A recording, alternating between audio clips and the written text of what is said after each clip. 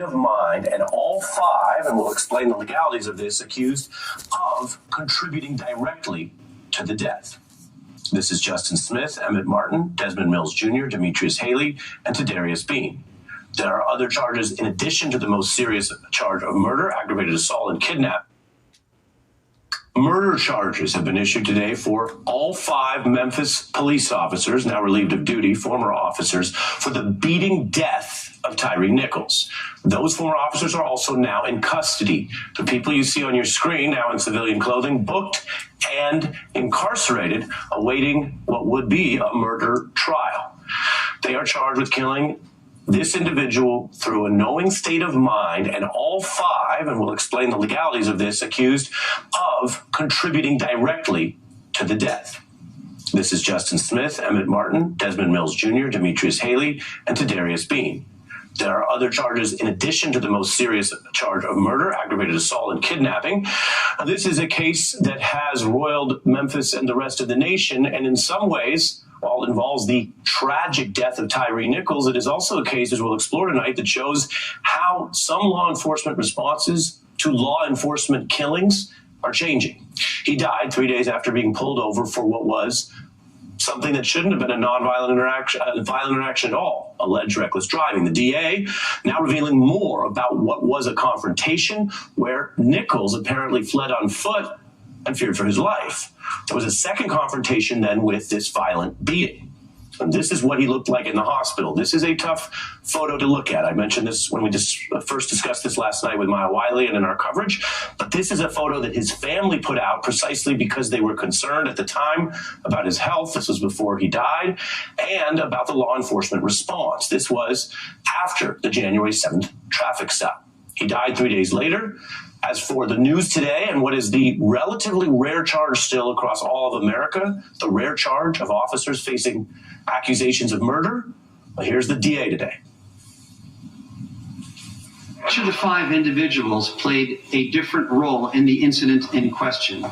The actions of all of them resulted in the death of Tyre Nichols, and they are all responsible. All responsible, and all responsible legally. The DA now moving forward with what will be murder trials for five people. Now, the body camera footage and video will be released, they say, tomorrow. There was a kind of an order to this. The charges announced before this video, whatever is on it, and we have information from the family about their view of it before that hits the world and Memphis tomorrow.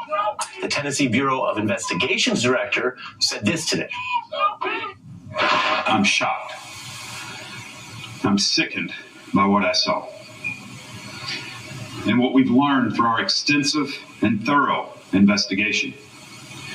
I've seen the video, and as DA Morley stated, you will too. In a word, it's absolutely appalling. Appalling. And these are law enforcement professionals who have seen their share of difficult material.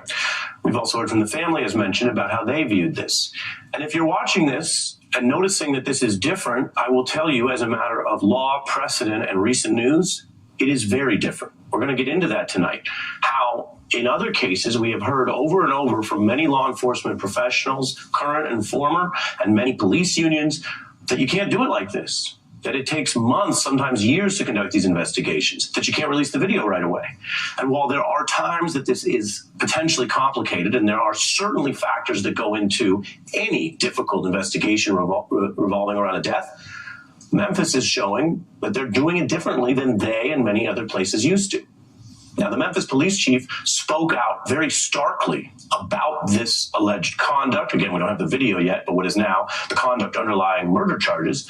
And the police chief was very clear about this intimidating the officers. But we should also note that the chief was not present in this dramatic and important press conference today.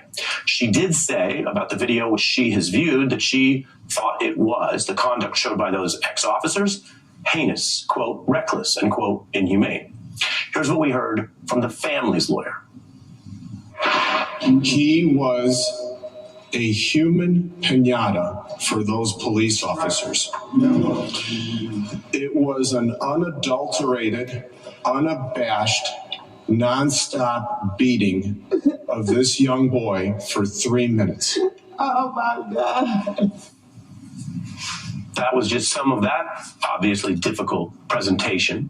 There is a separate and open federal investigation. The rarity here would seem to be significant. The action was far more swift than the vast majority of police brutality cases we've covered, both in the Deep South as well as around the nation. We're going to get into all of it with more than one expert, but I begin with someone that we call on when we look at these cases.